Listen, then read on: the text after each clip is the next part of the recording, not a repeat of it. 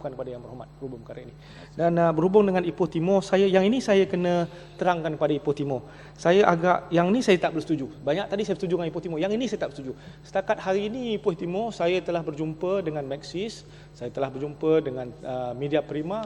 Mereka tak bimbang dari segi akses. Mereka tanya saya, bolehkah Telekom Malaysia deliver this project on time? That is their biggest concern. Dan bagaimana akses itu, free access, open access, dan harga itu, dan mereka juga tidak mahu supaya Telekom Malaysia, mereka yang buat dia punya infrastruktur, mereka terlibat dalam konten. Dia nak ada separation of account, konten dan dia punya wholesale dengan dia punya retail. Itu yang diminta oleh mereka. Dan perkara ini telah diperjelaskan kepada Telekom Malaysia, dan Telekom Malaysia bersetuju supaya ada separation of account, dia punya wholesale dengan dia punya retail. Itu saya kena jelaskan kepada Berhormat. Yang tu saya tak setuju dengan Berhormat. Yang lain saya setuju. Yang tu saya tak setuju dengan Berhormat. Ya, terima kasih.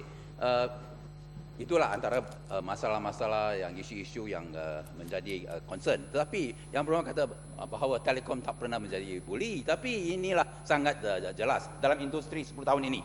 Dan baru-baru ini, bukankah benar bahawa semacam baru-baru ini kita tahu dalam industri yang Telekom yang dapat zero infrastructure cost oleh kerana semua itu kabel-kabel ialah dibayar oleh kerajaan dan pembayar cukai-cukai berapa lama ini. Sekarang target untuk bully Telekom ialah rate tone yang mengikut apa yang dikata dalam industri. Telekom wants to kill rate tone oleh kerana terlalu agresif. Kenapa? Bolehkah kita jaminan ini tidak akan dibenarkan berlaku?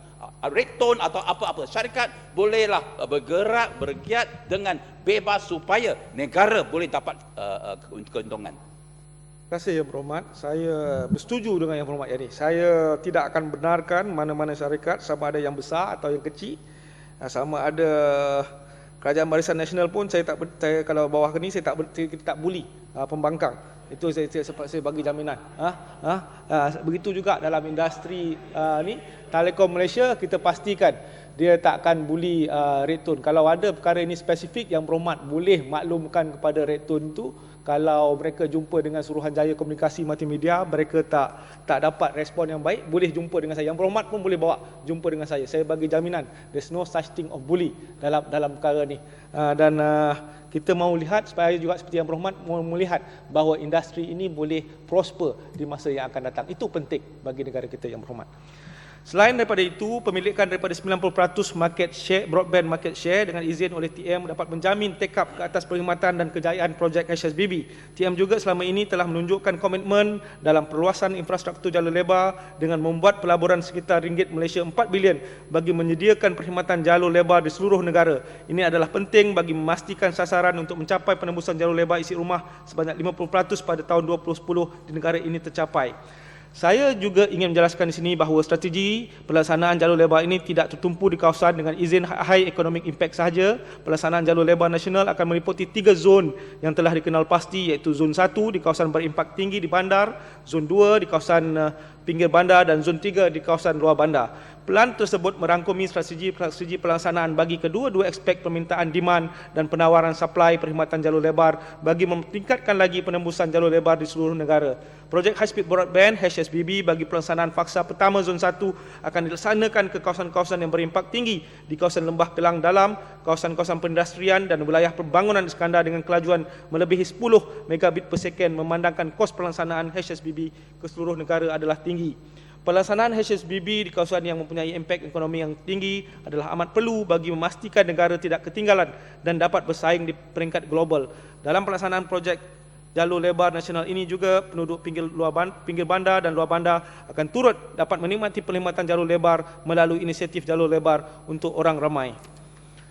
Broadband to General Population BBGP dengan izin. Sebenarnya dari segi masalah memang agak perlahan broadband, bukan saja di Dewan ini, di mana-mana. Sebab itu kerajaan pada hari ini kita ingin meningkatkan lagi kualiti pasarana. Inilah kita lakukan, iaitu kalau selama ini infrastruktur fiber optik itu hanya ada di bandar-bandar utama, tidak sampai ke hampir dengan bangunan. Hari ini last mile copper itu yang berhampir dengan bangunan ini perlu ditukar dengan fiber optik. Ini yang berhormat tuan kena faham. Yang berhormat tahu penyakit kulit aja, saya kena terangkan yang berhormat. Selama ini copper itu daripada hampir parlimen sampai sini jauh dia banyak pakai copper. Kita kena tukar copper ini guna fiber optik, baru ia boleh melakukan ni dengan kelajuan yang lebih tinggi. Terima kasih.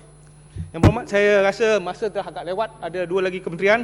Perkhidmatan jalur lebar ini akan disediakan melalui pelbagai teknologi baik berwayar maupun wireless. Pembangunan infrastruktur jalur lebar di kawasan luar bandar dan pusat komuniti jalur lebar akan disediakan menggunakan daya program perkhidmatan sejagat USP. Cukup dulu. Untuk makluman ahli-ahli yang berhormat, cukup.